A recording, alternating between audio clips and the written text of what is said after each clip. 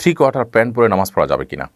3/4 pant যদি পরেন যেটার ফলে আপনার হাঁটু ঢেকে যায়, সেটাতে আপনি নামাজ পড়লে নামাজ হয়ে যাবে।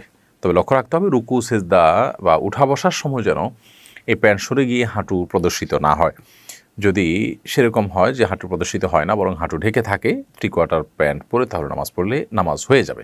তবে মনে রাখা উচিত আল্লাহ সুবহানাহু ওয়া তাআলা বলেছেন ইয়া বানি আদম খুযু যিনাতাকুম ইনদা কুল্লি মাসজিদ, হে আদম সন্তান তোমরা প্রত্যেক নামাজের সময় সুন্দর পোশাক বা সুন্দর বা শোভা এটা গ্রহণ করো। তার মানে এমন পোশাক পরা উচিত নয় যে পোশাকটা আসলে আমরা সচরাচর গুরুত্বপূর্ণ কোনো অনুষ্ঠানে কোনো ব্যক্তির সঙ্গে সাক্ষাৎ করতে যাওয়ার সময় পড়ি না।